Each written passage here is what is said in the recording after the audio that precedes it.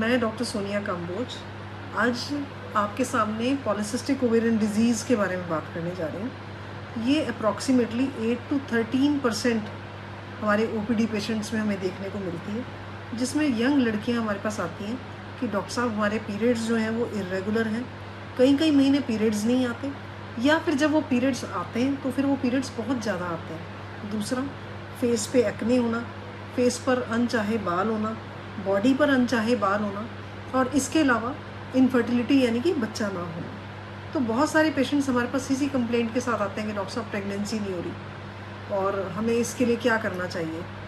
तो polycystic ovarian disease को समझने के लिए ये बहुत ज़रूरी है कि ये एक हार्मोनल डिजीज़ है जिसमें FSH और LH दो इम्पॉर्टेंट हार्मोन्स हैं।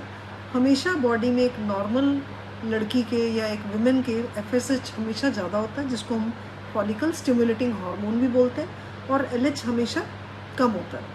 परंतु जो ये पॉलीसिस्टिक ओवेरियन डिजीज़ के पेशेंट्स होते हैं, इनमें LH हमेशा ज़्यादा होता है और FSH कम होता है, यानी कि हार्मोन रिवर्सल होता है। अब जो फॉलिकल स्टिमुलेटिंग हार्मोन है वो फॉलिकल्स को बनाता है, यानी कि अंडे बनाता है, उनको अंडे को बड़ा करता है। अब वो क्योंकि हार्मोन कम है तो अंडे बड़े नहीं होते, वो छोटे रह जाते हैं। अब अंडे बड़े नहीं होते तो साइकिल की लेंथ वो चलती रहती है, और अभी बड़े हुए नहीं और उससे पहले वो मैच्योर हो जाते हैं तो वो कभी फटते नहीं हैं, जिसकी वजह से एनोवुलेशन होते हैं, यानी कि अंडा ना बनना। और दूसरी चीज़ क्या हुई इससे, अंडा ना बनने से क्या हुआ, प्रेगनेंसी ना होना।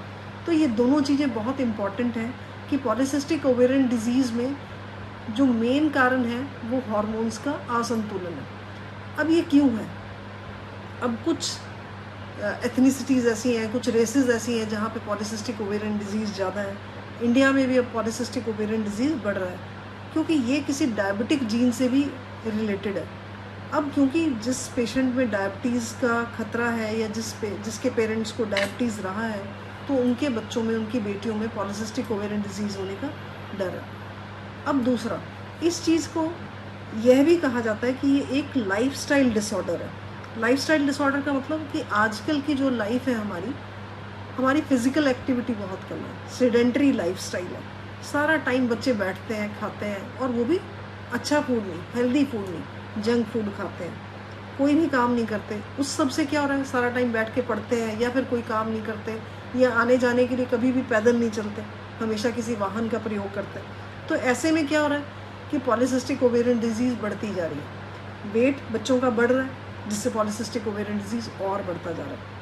तो ऐसे में हम लोग सिर्फ एक ही चीज़ कहना चाहते हैं। पहली बात, पॉलीसिस्टिक ओवेरियन डिजीज़ एक बड़ा सा एक सिंड्रोम है जो कि लाइफस्टाइल डिसऑर्डर बोला जा सकता है एक हद तक। और अगर हम इसमें बच्चों को समझाएं कि सेडेंटरी लाइफस्टाइल नहीं लीड करना, कोई ना कोई बॉडी की फ़िज़िकल एक्टिविटी बहुत ज़रूरी है, या दूसरा जंक फूड नहीं लेना, हेल्दी फूड लेना है, तो अगर हम ये चीज़ समझाते हैं और बच्चे का वेट, लड़कियों का वेट संतुलित रखते हैं, तो हार्मोन्स भी संतुलित होते हैं, जिससे पेशेंट को बहुत फ़ायदा होता है। तो बेसिकली पॉलीसिस्टिक ओवेरियन डिजीज़ ऐसा नहीं है कि इसका इलाज नहीं हो सकता, इसका इलाज संभव है, इसकी मैनेजमेंट संभव है, पर हमें इसके कारण और इसके तरीके जानने बहुत ज़रूरी हैं।